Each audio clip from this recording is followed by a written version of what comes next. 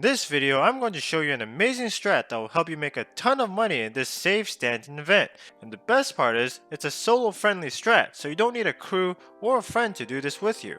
So for this strat, we're gonna focus on the cargo recovery mission.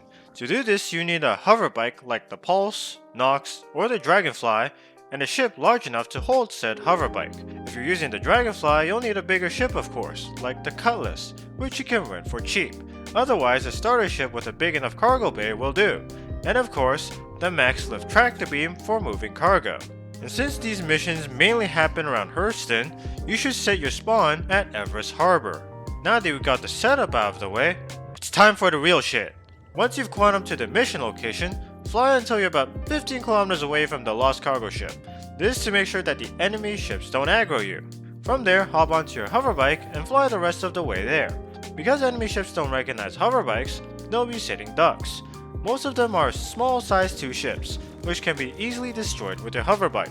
There'll be the occasional freelancer or retaliator that spawns in which case you can either destroy it with your hover bike, which is the safest option, but may take a while depending if their shields are on, or you can board the ship and either kill the pilot or just stay inside and let your enemies destroy the ship for you. Either way, as you destroy enemy ships, more will spawn in within 2 kilometers of your target cargo ship, so just keep buzzing around and kill your enemies until they eventually stop spawning. At which point, you can board and pilot the cargo ship and quantum to your destination, which typically is either Everest Harbor or Seraphim Station. If you're renting the Nox, I think CIG changed the default loadout to not include weapons, so you have to manually add them to the Nox. And once you board the cargo ship, you're gonna have to detach them and put them in the cargo ship before you leave. Now sometimes, while you're busy shooting fish in the barrel, another pilot shows up, and all the hostiles will be drawn to that guy like moths to a flame. In this case, you can either help him out by destroying any enemy ships that spawn in, or join the fight with your hover bike, or wait for him to do all the work. You can also use the distraction as an opportunity to board and escape with the cargo ship, but it is risky because if more enemies spawn in, they'll start shooting you as well. As you can see here, I barely escaped with my life. You don't need to unload all the boxes from the ship. As you can see in the top right, you only need to unload 10 boxes regardless of size. They could be 10 1 SU boxes or 10 4 SU boxes. Doesn't matter, they don't care. Then send the elevator down and get that sweet cash. It's about 185,000 AUEC, and you can do another cargo recovery mission as they usually pop up almost immediately after you're done. Pro tip: before you start unloading boxes, start an insurance claim on your ship and hover bike so they'll be ready by the time you're done unloading the boxes if you're in Everest Harbor. And always call up the hover bike first when retrieving vehicles. Sometimes the cargo ship won't power on when you pilot it. I don't know if this is a bug, but the mission did mention the possibility of the ship being inoperable or destroyed.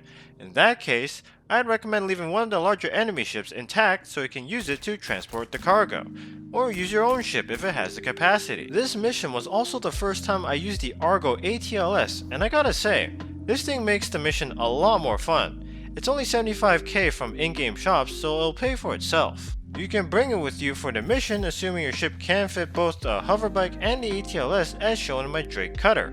Then once you take control of the cargo ship, you can take a short detour to your ship and tractor the mech into the cargo ship and then fly to the destination. Or if you're lazy, you can take a chance and leave it in your medium hangar beside the freight elevator, and the game may actually save it for when you land with the cargo ship, assuming it's a medium-sized ship and you're assigned a medium hangar when you land.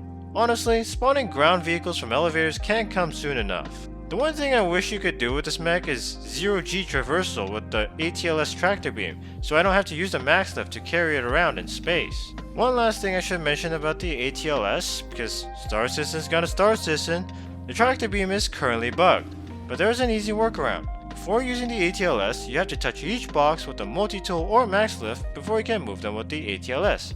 Cause it's Star Citizen of course. All in all, you could do this mission about half an hour from accepting the contract to drop off, maybe less depending on where you drop it off. The problem is you won't know until you get to the cargo ship to find out your destination, so you can make 370k an hour, maybe over half a mil if you're really lucky.